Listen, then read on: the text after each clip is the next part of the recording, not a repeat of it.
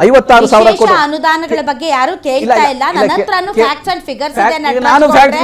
ಈಗ ಪ್ರತಿಯೊಬ್ಬ ಶಾಸಕನಿಗೆ 50 ಕೋಟಿ ಕೊಡ್ತೀನಿ ಅಂತ ಈಗ ಹೇಳ್ತಿದ್ದಾರೆ. ಯಾಕೆ ಅಂದ್ರೆ ಅನುದಾನ ಸಿಕ್ತಿಲ್ಲ ಅಂತ ರೊಚ್ಚಿಗೆದ್ದಿರೋದ್ರಿಂದ ವಿಶೇಷ ಅನುದಾನ ಅವರಿಗೆ ವಿಶೇಷ ಗ್ರಾಂಟ್ಸ್ ಕೇಳ್ತಾರೆ. ನಡಿಬೇಕಾದಂತ ಪಂಚಾಯತ್ ರಾಜ್ ಇಲಾಖೆ, ಗ್ರಾಮೀಣಾಭಿವೃದ್ಧಿ ಇಲಾಖೆ, ನಗರಾಭಿವೃದ್ಧಿ ಇಲಾಖೆ, ಲೋಕೋಪಯೋಗಿ ಅಭಿವೃದ್ಧಿ ಇಲಾಖೆ ಅಥವಾ ಮೈನಾರಿಟಿ ಡಿಪಾರ್ಟ್ಮೆಂಟ್ ಆಗಬಹುದು, ಎಲ್ಲಾ ಡಿಪಾರ್ಟ್ಮೆಂಟ್ಗಳಿಂದ ಸೋಷಿಯಲ್ ವೆಲ್ಫೇರ್ ಇಂದ ಎಲ್ಲರಿಗೂ ಎಲ್ಲಾ ಶಾಸಕರಿಗೂ ಅನುದಾನ ಹೋಗಿದೆ.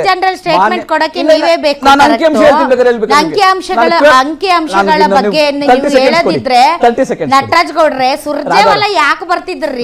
ನಿರಂತರ ಪ್ರಕ್ರಿಯೆ ಕರ್ನಾಟಕದಲ್ಲಿ ನೋಡ್ರಿ. ನಾವು ಕೇವಲ ಆದಿ ಬೀದಿಯಲ್ಲಿ ಶಾಸಕರು ಮಾನ ಮರ್ಯಾದೆ 3 ಕಾಸಿಗೆ ಹರಾಜ್ ಹಾಕೋದ್ಮೇಲೆ ಬಂದ್ಬಿಟ್ಟು ನಿರಂತರ ಪ್ರಕ್ರಿಯೆ ಯಾವಾಗ್ಲೂ ನಡೆಯುವ ಪ್ರಕ್ರಿಯೆ ಅಂತ ಹೆಸರು ಒಬ್ಬರು ಇಬ್ಬರು ಶಾಸಕರ ಸಣ್ಣ ಪುಟ್ಟ ಹೇಳಿಕೆಯಿಂದ ಸರ್ಕಾರದ ಮೇಲೆ ಅಂತ ಗಾಢವಾದ ಪ್ರಮಾಣ ಏನು ಬೀಳಲ್ಲ. ಹೈಕಮಾಂಡ್ ಬಂದಿರೋದು ನಿರಂತರ ಪ್ರಕ್ರಿಯೆಗೋಸ್ಕರ, ಸಂಘಟನೆ ಮಾಡೋಕ್ಕೋಸ್ಕರ. ಇದೆಲ್ಲ ನೋಡಿ, ಸಂಘಟನೆ ಅಲ್ಲ ಬಿಜೆಪಿ ಇನ್ನು ನಾವು 2028 ಚುನಾವಣೆ ಗೆಲ್ಲಬೇಕು, 2033 ಚುನಾವಣೆ ಗೆಲ್ತೀವಿ. ಏನ್ ಮಾಡ್ತಾರ ಅವರು? ನೋಡಿ, ನಮ್ದು ಅವ್ರು ಏನ್ ಮಾಡ್ತಾರೆ? ಹಣ ಬಿಡುಗಡೆ ಮಾಡಿಸ್ತಾರಾ? ನೋಡಿ, ಅವ್ರದ್ದು ಹೊಣೆಗಾರಿಕೆ ಹಣ ಬಿಡುಗಡೆ ಮಾಡಿಸಲ್ಲ. ನಮ್ಮ ಪ್ರಣಾಳಿಕೆಯಲ್ಲಿ ಏನೇನು ಇಂಪ್ಲಿಮೆಂಟ್ ಆಗಿದೆ, ನಮ್ಮ ಸಂಘಟನೆ ಏನೇನು ಮಾಡ್ತಾ ಇದಾರೆ, ಶಾಸಕರು ಮಂತ್ರಿಗಳು ಏನ್ ಮಾಡ್ತಾ ಇದಾರೆ, ಕಾರ್ಯಕರ್ತರಿಗೆ ಎಷ್ಟು ಜನ ಸಿಗ್ತಾ ಇದಾರೆ, ಯಾವ ರೀತಿಯಾಗಿ ನಿರಂತರವಾಗಿ ಸಂಘಟನೆಗಳು ನಡೀತಾ ಇದಾವೆ ಬೂತ್ ಮಟ್ಟದಲ್ಲಿ ಅನ್ನೋದನ್ನ ಅವರು ಕ್ಷೇತ್ರದಲ್ಲಿ ಏನು ಮಾಡಕ್ ಆಗ್ತಾ ಇಲ್ಲ ಅಂತ ಲಬ್ ಹೊಯ್ಕೋತಿದ್ದಾರೆ ಶಾಸಕರು. ನೀವು ಎಷ್ಟು ಜನ ಕೆಲಸ ಮಾಡಿದ್ರಿ? ಅಭಿವೃದ್ಧಿ ಕೆಲಸಗಳನ್ನ ಮಾಡಿಸ್ರಿ. 4,09,000 ಕೋಟಿ ರೂಪಾಯಿ ಬಜೆಟ್ ಇದೆ. ಅಲ್ಲ, ಬಜೆಟ್ ಇರ್ಬೋದು ಸರ್, ಬಜೆಟ್ ಇರ್ಬೋದು. ಬಜೆಟ್ಗೂ ಮತ್ತು ನಿಮ್ಮ ಒಂದು ಸಾಲಗಳಿಗೂ, ನಿಮ್ಮ ವೇತನಕ್ಕೂ, ಸಂಬಳಕ್ಕೂ ಮತ್ತು ಗ್ಯಾರಂಟಿ ಯೋಜನೆಗಳಿಗೆ ನಿಮ್ಮ ಬಜೆಟ್ನ ಹಣ ಎಷ್ಟರ ಮಟ್ಟಿಗೆ ವ್ಯಯ ಆಗ್ತಾ ಇದೆ ಅಂತ ನಮಗೆ ಗೊತ್ತಿದೆ. ಹೊಸ ಯೋಜನೆಗಳಿಗೆ ಮತ್ತು ಈ ಹಿಂದೆ ಬಿಜೆಪಿ ಸರ್ಕಾರ ಮಾಡಿರುವಂತಹ ಟೆಂಡರ್ಗಳಿಗೆ ಮತ್ತು ಈಗ ತೆಗೆದುಕೊಳ್ಳಬೇಕಂತ ಅಭಿವೃದ್ಧಿ ಕಾರ್ಯಗಳಿಗೆ ಯಾವ ರೀತಿ ಶಾರ್ಟ್ ಫಾಲ್ ಆಗ್ತಿದೆ ನಮ್ಗೆ ಗೊತ್ತಿದೆ. ಬಟ್ ನೀವ್ ಹೇಳ್ತಿದ್ದೀರಲ್ಲ ಸುರ್ಜೇವಾಲಾ ಅವರು, ಇವರೇ ಯಾರೇ ರಾಜು ಖರ್ಗೆ ಅವರೇ, ಎಷ್ಟು ಕೆಲಸ ಮಾಡಿದ್ದೀರಾ ನೀವು ನಿಮ್ಮ ಕ್ಷೇತ್ರದಲ್ಲಿ? ಅಂದರೆ ಸುಮ್ಮನೆ ಇರ್ರಿ ಸರ್, ನಿಮ್ಗೇನು ತಲೆ ಕೆಟ್ಟೈತೇನೋ?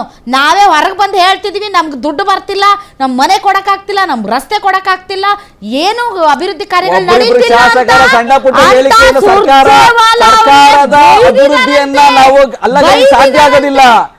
ಸರ್ಕಾರದ ಅಭಿವೃದ್ಧಿನ ಅಲ್ಲಗಲಿಕ್ಕೆ ಸಾಧ್ಯ ಆಗಲ್ಲ ಒಬ್ಬೊಬ್ಬರು ಶಾಸಕರ ಸಣ್ಣ ಪುಟ್ಟ ಹೇಳಿಕೆಯಿಂದ. ಅಂಬಿಕಾ ಮೇಡಮ್, ಇವತ್ತು ಏನು ಮೋದಿ ವರ್ಚಸ್ಸು ಮತ್ತು ಬಿಜೆಪಿ ಬಲ ಕುಗ್ಗಿಸೋದಕ್ಕೆ ಕಾಂಗ್ರೆಸ್ ಹೈಕಮಾಂಡ್ ಒಂದು OBC ಸಲಹಾ ಮಂಡಳಿಯಲ್ಲಿ ಸಿದ್ದರಾಮಯ್ಯನವರನ್ನು ಇಟ್ಕೊಂಡು ಇವತ್ತು ಮತ್ತು ನಾಳೆ ಕಾರ್ಯಕ್ರಮ ನಡೀತಾ ಇದೆ. ಇದರ ಕಾರ್ಯಕ್ರಮ ಉದ್ದೇಶ ಮುಂಬರುವಂತಹ ಲೋಕಸಭಾ ಚುನಾವಣೆಗೆ ನಾವು ಅಹಿಂದ ಓಟ್ಗಳನ್ನು ರಾಷ್ಟ್ರಾದ್ಯಂತ ಕಾಂಗ್ರೆಸ್ ಬುಟ್ಟಿಗೆ ಸೆಳೆದುಕೊಳ್ಳೋದಕ್ಕೆ ಬೇಕಾದಂತಹ ಕಾರ್ಯತಂತ್ರ ರೂಪುರೇಷೆಗಳನ್ನು ತಯಾರು ಮಾಡೋಕ್ಕೆ ಅಂತ. ಮೇಡಮ್, ಅವರು ಏನಾದರೂ ಮೋದಿಜಿಯವ್ರನ್ನ ಅನುಸರಿಸ್ತಾ ಇದ್ದೀವಿ ಅಂತ ಏನಾದರೂ ಸಿದ್ದರಾಮಯ್ಯನವರಾಯಿತು, ಮಾನ್ಯ ಸಿದ್ದರಾಮಯ್ಯನವರಾಯಿತು ಅಥವಾ ಕಾಂಗ್ರೆಸ್ ಸರ್ಕಾರದವ್ರು ಅಂದ್ಕೊಂಡಿದ್ರೆ ಅವ್ರು ಬರೀ ಒಂದು ಹಗಲು ಗನಸು ಕಾಣ್ತಾ ಇದ್ದಾರೆ ಅಂತ ಹೇಳಲಿಕ್ಕೆ ಇಚ್ಛೆಪಡ್ತೀನಿ. ಅವರು ಇದುವರೆಗೂ ಕೇಂದ್ರದಲ್ಲಿ 6 ಬಾರಿ ಅವರು ಸರ್ಕಾರ ರಚಿಸಿದ್ದಾರೆ. ರಾಜ್ಯದಲ್ಲಿ ಇವಾಗ ಸರ್ಕಾರ ಒಂದು OBCಗೆ ಅವರಿಗೆ ಒಂದು ಕಾರ್ಯಕ್ರಮ ಮಾಡಲಿಕ್ಕೆ ಆಗಿಲ್ಲ. ಈಗ ಅವರು ಏನು ಟೈಮ್ ಪಾಸ್ ಮಾಡ್ತಾರೆ ಅಂತ ಹೇಳ್ತೀವಲ್ಲ, ಮೊನ್ನೆ ಕಾಲ್ ಬೆಳೀತಾ ಆಯ್ತು ಅಂತ ಹೇಳಿ ಆಗ ಒಂದು ಸೆನ್ಸಸ್ ತೆಗೆಯೋದು ಅಥವಾ ಏನಾದರೂ ಟೈಮ್ ಪಾಸ್ ಮಾಡ್ಲಿಕ್ಕೆ ಈಗ ಅವರ ಮಧ್ಯದಲ್ಲೇ ತಾವು ಹೇಳ್ದಾಗೆ ಸಿದ್ದರಾಮಯ್ಯನವ್ರಿಗೆ ಮತ್ತು ಅವರು ನಡೆಸ್ತಾ ಇರೋ ಸರ್ಕಾರಕ್ಕೆ ಹೇಳ್ತಾ ಇದ್ದೀನಿ. ಅವರ ಒಂದು ಶಾಸಕರು ಏನಾದರೂ ಆಚೆ ಬಂದು ನಮಗೆ ಅನುದಾನ ಬರ್ತಾ ಇಲ್ಲ ಅಂತ ಹೇಳಿದಾಗ ಒಂದು ಕಾರ್ಡ್ ತೆಗ್ಬಿಟ್ಟು ಹಿಂಗೆ ಹಾಕಿದಾಗೆ ಜನರಿಗೆ ಮೋಸ ಮಾಡಲಿಕ್ಕೆ ಒಂದು ಸೆನ್ಸಸ್ ಆಯಿತು, ಒಂದು OBC ಆಯಿತು ಅಂತ ಒಂದು ಕಾರ್ಡ್ ಯೂಸ್ ಮಾಡ್ತಾರೆ. ಬಿಟ್ಟರೆ ಅವರಿಗೆ OBC ಪರವಾಗಿ ಯಾವ ಕಾಳಜಿನೂ ಇಲ್ಲ.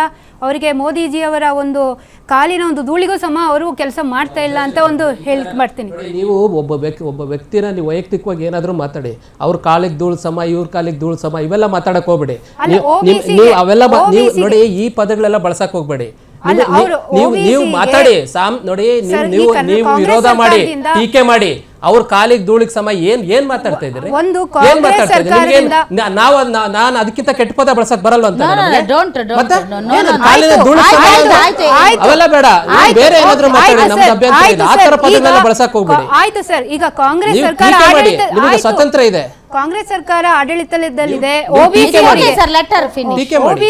ಅಲ್ಲ ಅವ್ರು ಹೇಳ್ತಾ ಇರೋದು ಏನಂದ್ರೆ ಅಂಬಿಕಾ ಅವರು ನಾನು ಅಹಿಂದ ಲೀಡರ್ ಅಂತ ಬಾರಿ ಬೆಂತಟ್ಕೊಂಡು ಓಡಾಡ್ತಾರಲ್ಲ ಸಿದ್ದರಾಮಯ್ಯನವರು. Compare ಮಾಡ್ಲಿಕ್ಕೂ OBC ಅಂದ್ರೆ ಅಹಿಂದ ವರ್ಗಗಳಿಗೆ ಆವನ್ನ ಬಿಟ್ಟು ಹಿಂದ ವರ್ಗಗಳಿಗೆ ಏನ್ ಮಾಡಿದ್ದಾರೆ? ಹಿಂದುಳಿದ ವರ್ಗಗಳಿಗೆ ಏನ್ ಕಮಿಟ್ಮೆಂಟ್ ತೋರಿಸಿದ್ದಾರೆ, ಏನ್ ಪ್ರೋಗ್ರಾಮ್ಸ್ ಕೊಟ್ಟಿದ್ದಾರೆ, ಏನು ಹೊಸ ಕಾರ್ಯಕ್ರಮಗಳನ್ನ ಘೋಷಣೆ ಮಾಡಿದ್ದಾರೆ, ಒಂದು ಪ್ರೋಗ್ರಾಮ್ ಏನ್ ಕೊಟ್ಟಿದ್ದಾರೆ ಅನ್ನೋದ್ರ ಬಗ್ಗೆ ಅವ್ರ clarity. I don't know madam, ನನ್ಗಂತೂ ಗೊತ್ತಿಲ್ಲ. ನನಗೆ ಗೊತ್ತಿಲ್ಲ, ಅದಕ್ಕೆ ನಾನು ಇದಕ್ಕೆ ಹಿಂದಿನ ಬಂದಿದ್ದೀನಿ. ಸರ್ಕಾರದಲ್ಲಿ ಶಾದಿ ಭಾಗ್ಯ ಕೊಟ್ಟರು ಮುಸಲ್ಮಾನರಿಗೆ, ಈ ಸರ್ಕಾರದಲ್ಲಿ ಟೆಂಡರು ಮತ್ತೆ ಪಂಚ ಗ್ಯಾರಂಟಿ ಬಿಟ್ಟು, that is irrespective of cost and community. So ಅದರಲ್ಲಿ ಎಲ್ಲ ಜನಾಂಗಗಳಿಗೂ ಕೂಡ ಲಾಭ ಇದೆ, ಅದನ್ನ ನಾನು ಅಪ್ರಿಷಿಯೇಟ್ ಮಾಡ್ತೀನಿ. ಬಟ್ ಶಾದಿ ಭಾಗ್ಯ ಕೊಟ್ಟರು, ಈ ಸರಿ ಅದೇನೋ ಮನೆಗಳಲ್ಲಿ ಮೀಸಲಾತಿ, ಟೆಂಡರ್ನಲ್ಲಿ ಮೀಸಲಾತಿ, ಈ ತರದ್ದೆಲ್ಲ ಒಂದು ಕಮ್ಯುನಿಟಿ ಕೊಡ್ತಿದ್ದಾರೆ. ಬಟ್ ನನಗೆ ಗೊತ್ತಿಲ್ಲ ಪರ್ಟಿಕ್ಯುಲರ್ ಆಗಿ ನೀವು ಹೇಳಿದ ಹಾಗೆ ಹಿಂದುಳಿದ ವರ್ಗಗಳಿಗೆ ಏನಾದ್ರೂ ಒಂದು ಅವರು ಹೊಸ ಕಾರ್ಯಕ್ರಮಗಳನ್ನ ಘೋಷಣೆ ಮಾಡಿರೋದು ಅಥವಾ ಕಮಿಟ್ಮೆಂಟ್ ತೋರಿಸಿರೋದು ನನಗೆ ಗೊತ್ತಿಲ್ಲ. ನೀವು ನೋಡಿಲ್ಲ? ನೀವು ನೋಡಿದ್ರ ಮಹೇಶ್ ಗೌಡ್ರೆ? ಅಲ್ಲ, ಇದು ಹಿಂದ ವರ್ಗಗಳಿಗೆ ಕಮಿಟ್ಮೆಂಟ್ ಏನಾದ್ರೂ ತೋರಿಸಿದಾರ? ಯಾಕಂದ್ರೆ ಅವ್ರು ಅದೇ ಲೀಡರ್ ಅಲ್ವಾ, ಅಹಿಂದ ಲೀಡರ್ ಅಲ್ವಾ? ನೋಡಿ, 2014 ಬಳಿಕ ಈ ಭಾರತ ದೇಶ ಏನಾದ್ರೂ ಒಬ್ಬ ದೊಡ್ಡ ಹಿಂದ ನಾಯಕನನ್ನು ಏನಾದ್ರೂ ಈ ದೇಶ ಕಂಡಿದೆ ಅಂದ್ರೆ ಒಬ್ಬನೇ ಒಬ್ಬ ವ್ಯಕ್ತಿ, ಆ ವ್ಯಕ್ತಿ ದೇಶದ ಪ್ರಧಾನಮಂತ್ರಿ ನರೇಂದ್ರ ಮೋದಿಜಿಯವರು. ಯಾಕೆ ಅಂತ ಹೇಳಿದ್ರೆ ಸಿದ್ದರಾಮಯ್ಯನವರಿಗಿಂತ ಅತ್ಯಂತ ಹಿಂದುಳಿದ ಲೀಡರ್ ಅಂತ ನಾನು ಅನ್ಕೊಂಡಿದ್ದೆ. ಒಬ್ಬ ಹಿಂದೂ ಲೀಡರ್, ಹಿಂದುತ್ವದ ಲೀಡರ್ ಅನ್ಕೊಂಡಿದ್ದೆ. ನೀವು ಹಿಂದ ಮಾಡ್ಬಿಟ್ರಲ್ಲ ಅವ್ರನ್ನ. ಯಾಕೆ ಅಂತ ಹೇಳಿದ್ರೆ ನೋಡಿ, ಹಿಂದುತ್ವದ ಪ್ರತಿಪಾದಕ ನರೇಂದ್ರ ಮೋದಿ ಅವ್ರನ್ನ ನೀವು ಹಿಂದ ಮಾಡಿದ್ರೆ ಅದೇನ್ ಚಲೋ ಇಲ್ಲ. ಅವರು ಸಬ್ಕಾ ಸಾಥ್ ಸಬ್ಕಾ ವಿಕಾಸ್. ಒಂದು ಮಾತು ಹೇಳ್ತೀನಿ ನೋಡಿ, ಮೋದಿಜಿ ಅವರನ್ನ ಯಾರು ಸಹ ಅಹಿಂದ ಅಂತ ಹೇಳೋದ್ರ ಬದಲು ಅಥವಾ ಹಿಂದೂ ಅಂತ ಹೇಳೋದ್ರ ಬದಲು ಈ ಸಿದ್ದರಾಮಯ್ಯನವ್ರಿಗೆ ನೀವು ಕೋಟ್ ಮಾಡಿ ಹೇಳ್ತಾ ಇರೋದ್ರಿಂದ ವಿಶ್ವಗುರು ಅನ್ಬಹುದು ಸರ್. ಒಂದು ಮಾತು, ಸಿದ್ದರಾಮಯ್ಯ ಮೆಚ್ಚಿದ ನಾಯಕ ವಿಶ್ವಗುರು ಅನ್ನಿ ಹೊರತು ಅವ್ರನ್ನ ಒಂದು ಸಮುದಾಯಕ್ಕೆ ಫಿಕ್ಸ್ ಮಾಡ್ಬಿಟ್ಟು ನಾನು ಸಮುದಾಯ ವಿಶ್ವಗುರು ದಯವಿಟ್ಟು ಕೇಳಿಸ್ಕೊಳ್ಳಿ.